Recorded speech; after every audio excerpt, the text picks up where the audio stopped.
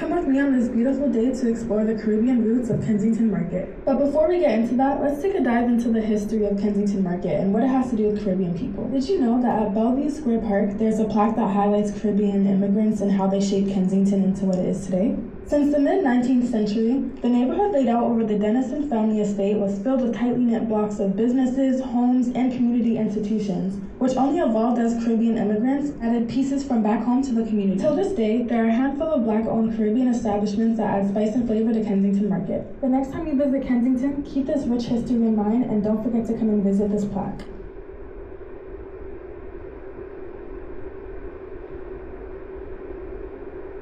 Did you know that Frederick Douglass, a former enslaved person, became one of the most influential voices for abolition of human rights in the 19th century?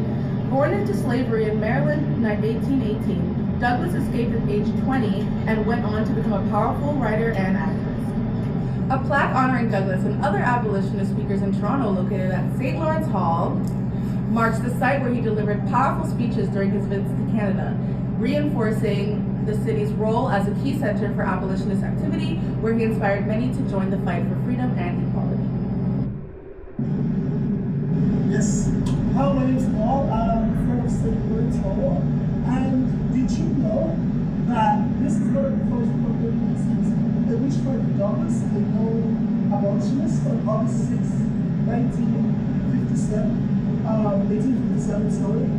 came and held a speech about abolitionism and greeted with a lot of new abolitionist people as well. It's a big building. It signifies a lot of rich Black historical context within Toronto. And yeah, that's one of the major fun facts about this King Street West. There was a gentleman on the phone. He said, well, you're the heir to Jackie Shane. I said, well, who is Jackie Shane?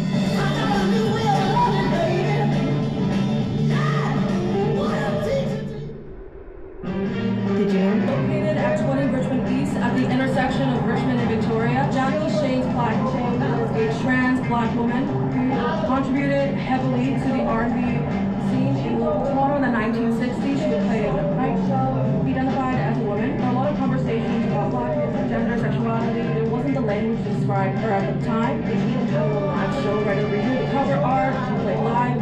The pioneer of Toronto music nightlife. Did you know that Jackie Shane was a groundbreaking transgender artist who rocked the 1960s music scene? Born in 1940, her hit Any Other Way celebrated love and identity. She was not only an excellent performer, but also a true pioneer, paving roads for future generations of LGBTQ+ artists. She shattered barriers and rose as a sensational star, captivating stage presence. From Toronto's rhythm and blues stages to modern influences, her legacy undeniably continues to inspire. Let's celebrate the stories told in music. Did you know that Jackie Shane, one of the first outwardly transgender musicians and a highly influential and acclaimed R&B singer, used to live in Toronto? Jackie was born and came out as transgender in Nashville, Tennessee, before moving to Canada to escape the Jim Crow South.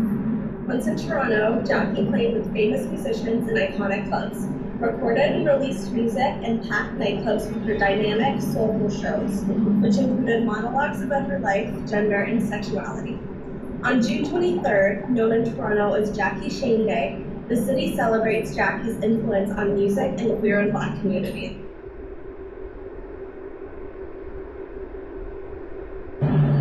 Did you know that in 1882, Albert C. Jackson was the first Black postman hired by Royal Mail Canada? However, his white colleagues refused to train him and pushed Jackson into janitorial work. This discrimination prompted protests as well as counter-protests. With an election close by and Prime Minister MacDonald wanting Black people's votes, MacDonald instructed the head of the post office, Postmaster T.C. Patterson, to fix the issue and give Jackson the job he had been hired to do.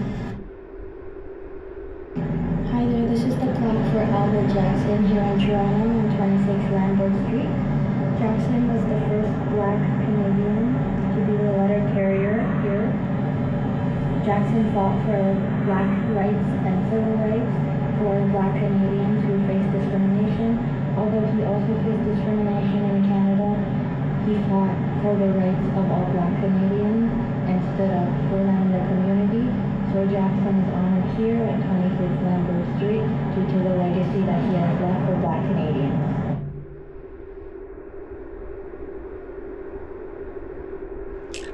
These plaques are located at the historical Hubbard House site, carefully positioned on 660 Broadview Avenue, centered in a beautiful neighborhood that is adjacent to a park.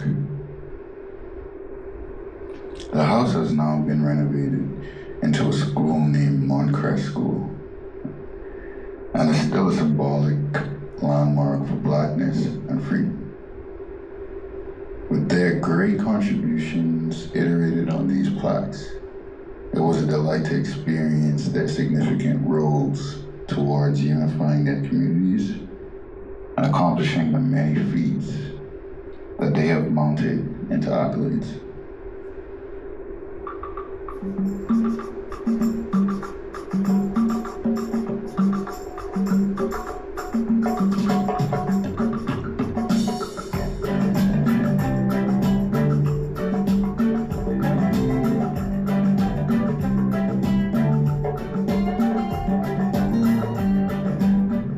Reggae Lane, aka Little Jamaica, a commemoration to the first large-scale Jamaican community outside of the country, with as many as 100,000 immigrants settling between the 1970s and 80s.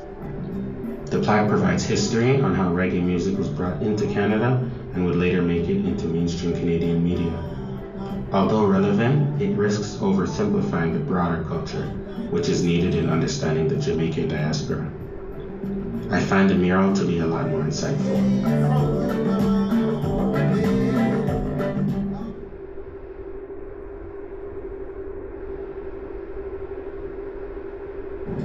Who's Marianne Shad Carey? Hey, did you know that Marianne Shad Carey was a women's rights and an anti-slavery activist? She started her teaching career at 16. She was born free in the state of Delaware. She taught African American students. She immigrated to Windsor, Ontario because of the Fugitive Slave Act that was enacted in the States. She opened her own school in Canada, and she ended up moving back to the States to recruit troops for the American Civil War. She was also the first Black woman to attain a law degree. That's so cool. Thank you so much. Of course.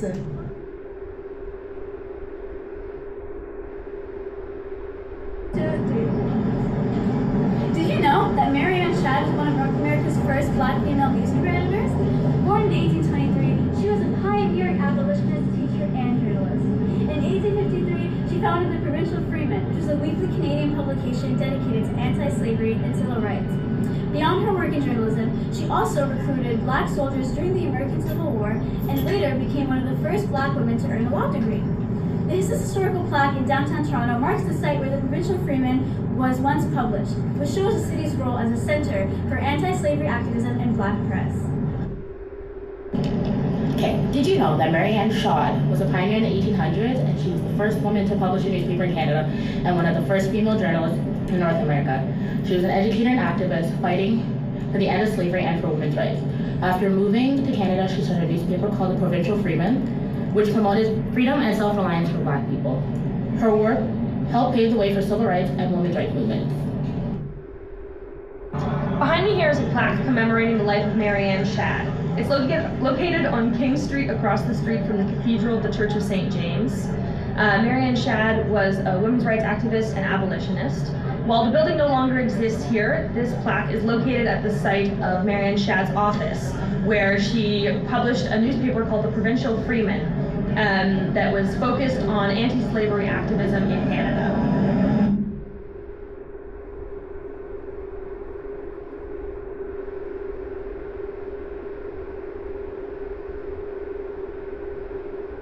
Did you know that inside the historic St. Lawrence Hall building, there's a plaque dedicated to Black history? This one remembers the Underground Railroad, a trek many enslaved Americans took to escape their enslavement and get their freedom. This site became an important space for conferences and delegations featuring abolitionist speakers like Frederick Douglass, which cemented Canada's role as the best destination for refugee Americans.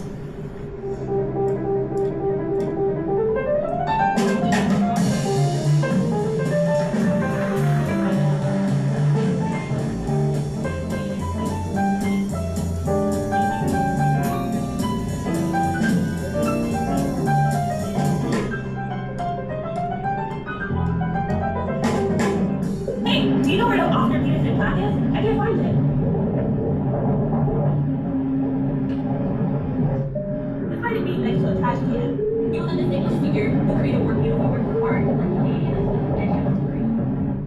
Those around Oscar Peterson shared that his skills were incredible with flawless technique and speedy fingers, allowing him to play detailed runs and passages on the keys.